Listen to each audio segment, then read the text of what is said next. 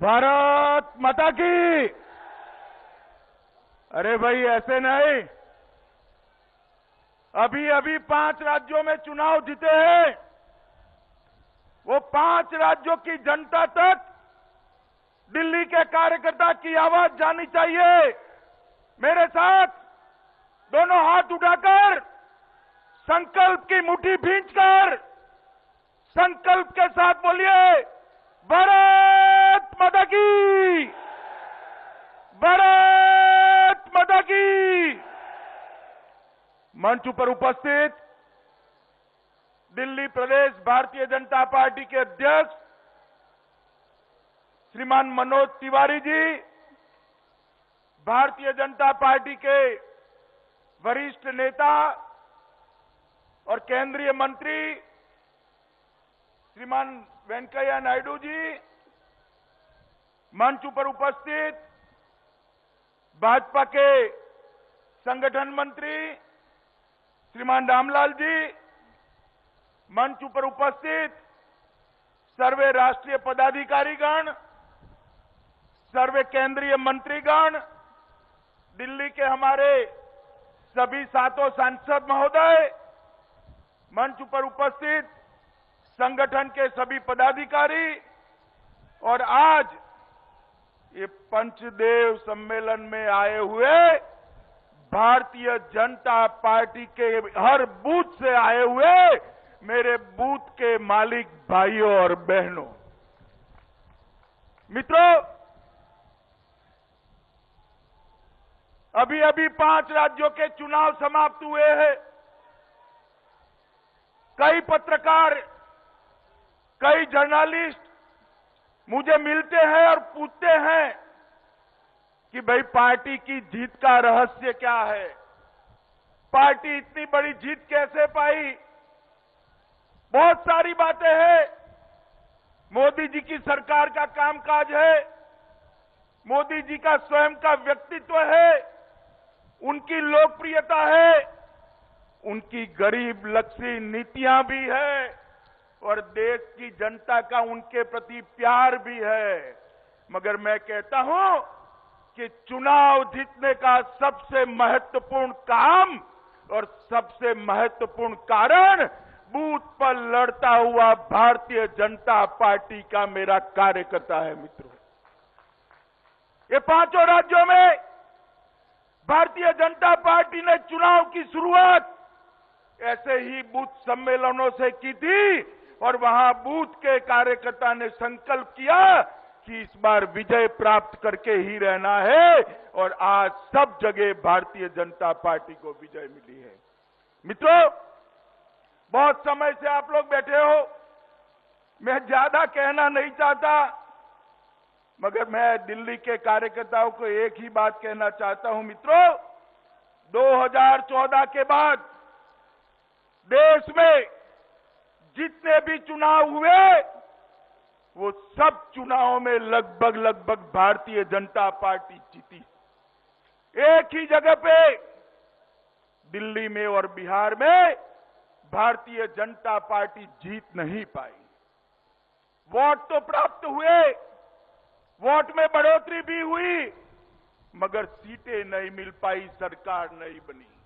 आज भारतीय जनता पार्टी का कार्यकर्ता जो हजारों की संख्या में इस पंडाल में है, वो संकल्प लेकर जाए कि जो कमी विधानसभा चुनाव में रह गई थी वो आज एमसीडी चुनाव में उसको समाप्त कर भारतीय जनता पार्टी का परचम दिल्ली में लहराएंगे। मित्रों, 2014 में जब हम चुनाव में गए उस वक्त देश में एक अजीब प्रकार का माहौल था। मित्रों,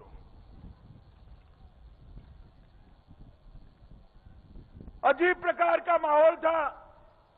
पूरे देश में हताशा थी, निराशा थी, युवा आक्रोशित था, महिलाएं असुरक्षित थी, देश की सरहदों की सुरक्षा की भी निश्चितता नहीं थी। दुनिया में देश का गौरव सबसे नीचे के स्तर पर पहुंच गया था और उसी वक्त देश की जनता ने नरेंद्र मोदी जी को अपना नेता चुना। भारतीय जनता पार्टी को चुना और दो तिहाई बहुमत के करीब करीब सीटें भारतीय जनता पार्टी के नेतृत्व में एनडीए को दी मित्रों। और इसके कारण देश में एक सरकार बनी और देश की सरकार नरेंद्र भाई के नेतृत्व में बनने के बाद एक के बाद एक जिस प्रकार से काम हाथ में लिया, आज 3 साल के बाद हम कह सकते हैं कि आज देश की परिस्थिति में आमूल चूर परिवर्तन नरेंद्र मोदी के नेतृत्व में करने में भारतीय जनता पार्टी सफल हुई। मित्रों, 3 साल हो गए। 3 साल में नरेंद्र भाई ने जिस प्रकार से सरकार चलाई है, हमारे विरोधी भी नरेंद्र मोदी सरकार पर भ्रष्टाचार का एक भी आरोप नहीं लगा सकते मित्रों, एक भी आरोप नहीं लगा सकते। एक और, जब हम एमसीडी चुनाव में जा रहे हैं, एक और 10 साल तक यूपीए में रहने वाली कांग्रेस, जिस पर 12 लाख करोड़ के घपले घोटालों का आरोप है, और दूसरी ओर आप पार्टी है जिनकी सरकार दिल्ली में चल रही है। कांग्रेस को निकालकर जब आपको लाए तो दिल्ली की जनता को था कि अब एक अच्छा शासन मिलेगा। मैं वादों पर तो बाद में आता हूं। दिल्ली के मुख्यमंत्री जी ने कहा कि भाजपा वालों ने वादे पूरे नहीं किए। मैं उस पर बाद में आता हूं मित्रों, मगर मैं एक बात कहना चाहता हूं कि जिस तरह से दिल्ली में केजरीवाल सरकार चली है, आप पार्टी की सरकार चली है, इतने अल्प समय में दिल्ली में कोई भी सरकार ने जितना भ्रष्टाचार नहीं किया, इतना भ्रष्टाचार आप पार्टी की सरकार ने किया है मित्रों। उनके खुद के सचिव लेन देन के मामले में सीबीआई को उनको अरेस्ट करने पड़ते हैं। प्याज की खरीदी में घोटाला किया, दिल्ली महिला आयुक्त की ऑफिस में भर्ती में घोटाला हुआ, सीएनजी की परमिट में घोटाला हुआ, पानी टैंकर का घोटाला हुआ, स्ट्रीट लाइट खरीदने में घोटाला हुआ, और एक उनके मंत्री को तो हवाला कर जमीन खरीदने में भी घोटाले में पूछताछ करनी पड़ी। मित्रों, कई प्रकार के घोटाले, बहुत लंबा सूची केजरीवाल सरकार का मेरे पास है। दिल्ली शहरी स्लम विकास बोर्ड में भी भर्ती का घोटाला हुआ, वक्फ बोर्ड में भर्ती का घोटाला हुआ, करोड़ों रुपए का भुगतान जल बोर्ड के अंदर भी गलत तरीके से किया गया, और सबसे बड़ा काम किया कि अपनी प्रसिद्धि के लिए दिल्ली के करदाताओं का पैसा तमिलनाडु, गुजरात, पंजाब, कलकत्ता के अंदर भी जाकर एडवर्टाइज करी। हाई कोर्ट ने फटकार लगानी पड़ी। मित्रों, भारतीय जनता पार्टी का कार्यकर्ता दिल्ली सरकार के घोटालों को दिल्ली के जन जन तक पहुंचाने का काम करे। मित्रों, जिस प्रकार की राजनीति आप पार्टी ने शुरू करी है, मैं मानता हूं मित्रों, देश में एक अलग प्रकार की राजनीति उन्होंने शुरू की। अभी यहां आने के पहले मैं देख रहा था, मुख्यमंत्री जी प्रेस ले रहे थे। उन्होंने कहा कि भाई उत्तर प्रदेश में भारतीय जनता पार्टी ने वादा किया था कि उत्तर प्रदेश में भारतीय जनता पार्टी की सरकार बनती है तो किसानों का कर्ज माफ करेगी, छोटे और सीमांत किसानों का कर्ज माफ करेगी, और अभी कर्ज माफ नहीं किया। मित्रों, उत्तर प्रदेश में तो भारतीय जनता पार्टी की सरकार बने हुए अभी 1 सप्ताह भी समाप्त नहीं हुआ, और केजरीवाल जी हमारा अकाउंट मांग रहे हैं। श्रीमान केजरीवाल, आप चिंता मत करिए, उत्तर प्रदेश में भारतीय जनता पार्टी की सरकार है। हमने जितने वादे किए हैं, एक एक वादे को चुन चुन कर समाप्त कर फिर से मैंडेट के लिए जाने वाले हैं। आपको चिंता करने की जरूरत नहीं है, मगर आपके 2.5 साल समाप्त हो गए हैं और आपने दिल्ली की सरकार जनता के सामने जो वादे किए थे, मैं आपका अकाउंट तो नहीं मांगता, क्योंकि हिसाब तो इससे मांगते हैं जो जिम्मेदार होता है। मगर मैं आपको याद दिलाना जरूर चाहता हूं, 500 स्कूल नए बनाने की आपने बात करी थी, एक भी स्कूल नहीं बना। 29,000 प्राध्यापकों को लेने की बात करी थी, कुछ नहीं हुआ। 20 नए डिग्री कॉलेज बनाने का वादा था, एक भी नींव नहीं रखी गई। 3 नए ITI बनाने थे, 5 नए पॉलिटेक्निक बनाने थे, कुछ नहीं हुआ। यूनिफाइड ट्रांसपोर्ट अथॉरिटी बनानी थी, कुछ नहीं हुआ। महिलाओं की सुरक्षा के लिए 3 पेज भरकर वादे किए थे, 3 लाइन भी नहीं करी आपने, 3 लाइन भी नहीं करी। मित्रों, 900 प्राइमरी हेल्थ सेंटर नए खोलने थे, कुछ नहीं हुआ। 30,000 अस्पताल में नए बेड बढ़ाने थे, कुछ नहीं हुआ। सुपर स्पेशलिटी अस्पताल की सेवाएं अपग्रेड करनी थी, कुछ नहीं हुआ। 60 करोड़ का आवंटन करने के बाद भी आम आदमी कैंटीन बनाने वाले थे, कहीं पर दिल्ली वालों को कैंटीन नजर में नहीं आती है। 2 लाख पब्लिक टॉयलेट्स बनाने थे, आप जरा केजरीवाल जी 2 लाख छोड़ दीजिए, 2000 का हिसाब दे दो तो भी दिल्ली की जनता को लगेगा कुछ तो किया है। मित्रों, अस्थायी कर्मचारियों को परमानेंट करने के लिए वादा किया था, एक भी वादा समाप्त नहीं हुआ। मित्रों, अब ये केजरीवाल जी भारतीय जनता पार्टी का हिसाब मांगते हैं। मित्रों, मैं आपको पूछना चाहता हूं, भारतीय जनता पार्टी के कार्यकर्ता केजरीवाल जी ने जो वादे पूरे नहीं किए हैं, वो लेकर दिल्ली की जनता के पास जाएंगे या नहीं जाएंगे, बताइए जरा जोर से बोलिए, जाएंगे? मित्रों, जिस प्रकार से झूठे वादों की जड़ी चलाई थी, मैं दिल्ली की जनता को कहना चाहता हूं, फिर से चुनाव का मौसम आ गया है।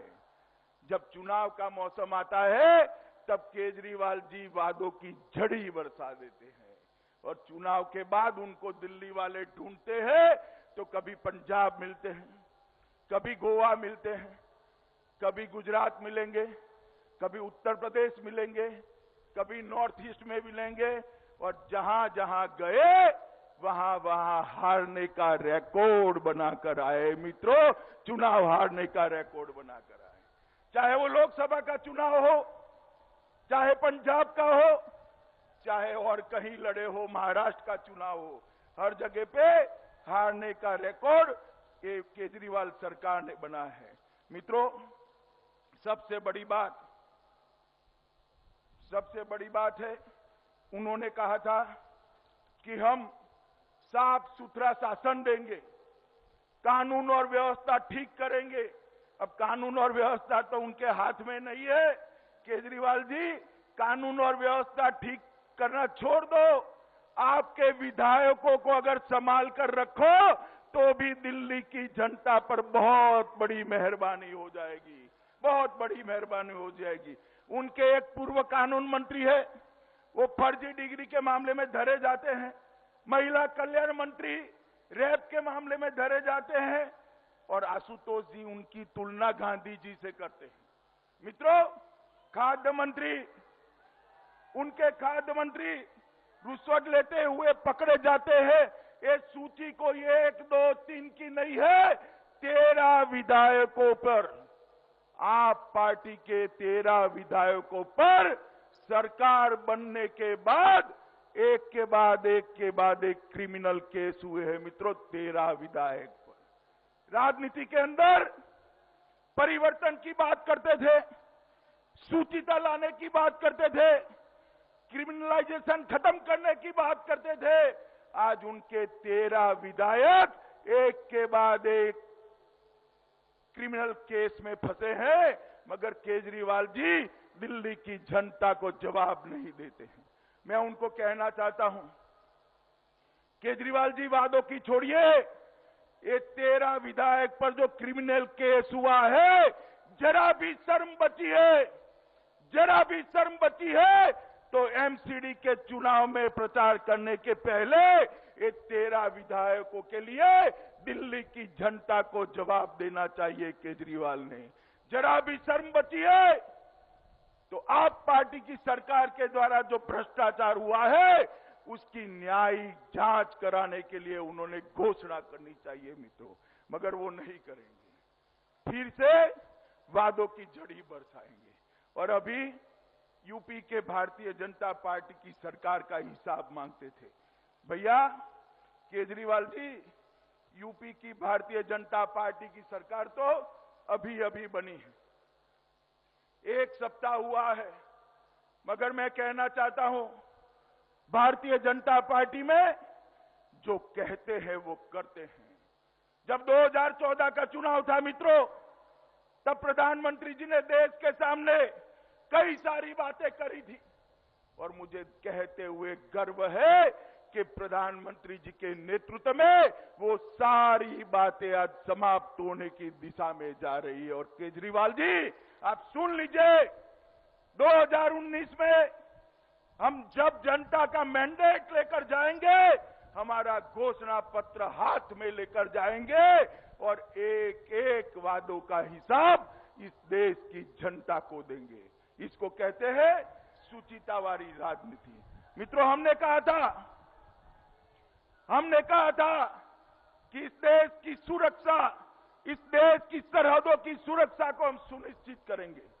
भारतीय जनता पार्टी की सरकार ने देश की सरहदों की सुरक्षाओं को सुनिश्चित किया है। मित्रों, सबको याद होना चाहिए, भाई हेमराज का सर काट कर ले गए थे पाकिस्तान की धरती पर, उसको अपमानित करने का काम किया था। मित्रों, भारतीय जनता पार्टी की सरकार ने आज स्थिति में बहुत बड़ा बदल किया है। उरी में पाक प्रेरित आतंकवादियों ने एक हमला कर दिया। बड़े सवेरे तड़के 3 बजे सोते हुए सैनिकों पर हमला किया, 12 जवान जिंदा जल गए। सोते हुए जवान, उनको लड़ने का मौका भी नहीं दिया, वो जवान जिंदा जल गए। पूरा देश हताश था, निराश था, गुस्से में था। उनको लगा अब क्या हो सकता है, प्रधानमंत्री जी का स्टेटमेंट आ जाएगा और 2 राजनयिकों को वापस भेज देंगे और क्या होगा। मगर मित्रों, इस बार कांग्रेस की सरकार नहीं थी, यूपीए की सरकार नहीं थी, भारतीय जनता पार्टी की सरकार थी और भारतीय जनता पार्टी के प्रधानमंत्री नरेंद्र मोदी की सरकार थी। 10 ही दिन में प्रधानमंत्री जी ने सेना को हुक्म दिया और हमारे जवान पाकिस्तान के घर में घुसकर सर्जिकल स्ट्राइक कर बदला लेकर वापिस आ गए। केजरीवाल जी, इसको कहते हैं वादा निभाना। हमने कहा था कि भारतीय जनता पार्टी की सरकार बनेगी, भारतीय जनता पार्टी की सरकार बनेगी तो इस देश में से करप्शन को हम नेस्त नाबूद कर देंगे। मित्रों, 3 साल हो गए, 3 साल हो गए। इस खुले मन से मैं कहना चाहता हूं, विपक्ष के कोई नेता भी भारतीय जनता पार्टी पर भ्रष्टाचार का आरोप नहीं लगा सकते हैं। मित्रों, हमने कहा था कि हम आएंगे तो फाइनेंशियल डिसिप्लिन आएगी और अर्थतंत्र को गति मिलेगी। आज मुझे कहते हुए गर्व है मित्रों कि दुनिया में सबसे तेज रफ्तार से बढ़ने वाला अर्थतंत्र कोई है तो वो भारत का अर्थतंत्र दुनिया में सबसे तेज रफ्तार से बढ़ने वाला अर्थतंत्र है। मित्रों, हमने कहा था कि प्रधानमंत्री जी ने कहा था कि हर गांव में बिजली पहुंचाएंगे। 16,000 गांव थे जहां पर 70 साल के बाद भी बिजली नहीं पहुंची थी। 2.5 साल में 9,000 गांव में बिजली पहुंचाने का काम भारतीय जनता पार्टी की सरकार ने समाप्त कर दिया है। 2 करोड़ गरीब महिलाओं के घर में गैस का सिलेंडर पहुंचाने का काम समाप्त कर दिया है। प्रधानमंत्री मुद्रा बैंक योजना के माध्यम से 4 करोड़ युवाओं को स्वरोजगार देने की लोन देने का काम ये भारतीय जनता पार्टी की सरकार ने समाप्त कर दिया है। मित्रों, कई सारे काम हैं, 93 योजनाएं बनाई हैं, stand up India, startup India, skill India, बहुत सारी योजनाएं बनाई हैं और इस सब योजनाओं का सीधा निरीक्षण हमारे प्रधानमंत्री जी स्वयं कर रहे हैं। मित्रों, भारतीय जनता पार्टी ने एक नई कार्य संस्कृति देश की जनता के सामने रखी और इस एमसीडी चुनाव में भी भारतीय जनता पार्टी का हर कार्यकर्ता घर घर जाए, संकल्प कर जाए और एमसीडी चुनाव जीत कर आए। मित्रों, अभी मनोज जी कह रहे थे, मेरे सामने हिंदुस्तान का नक्शा रखा हुआ है, सब जगह भगवा भगवा दिखाई पड़ता है, मगर दिल्ली हिंदुस्तान का दिल है। मित्रों, दिल्ली दिल है, वहां एक सफेद स्पॉट दिखाई पड़ता है। मित्रों, मैं कहना चाहता हूं इस सारे हमारे कार्यकर्ताओं को, हजारों की संख्या में कार्यकर्ताओं को कहना चाहता हूं, एमसीडी का चुनाव एमसीडी जीतने के लिए नहीं है।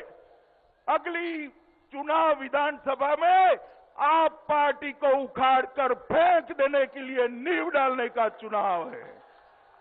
भारतीय जनता पार्टी का कार्यकर्ता अगले विधानसभा चुनाव की नींव डालने के लिए ये एमसीडी चुनाव को विजय का एक नींव डालने का काम करे। मित्रों, भारतीय जनता पार्टी मोदी जी के नेतृत्व में पूरे देश के अंदर एक विकास का यज्ञ चला रही है। मित्र, उस वक्त बहुत जरूरी है कि वो विकास का यज्ञ दिल्ली में भी चले और वो तभी चल सकता है जब एक अच्छी सरकार और अच्छी एमसीडी दिल्ली में हो।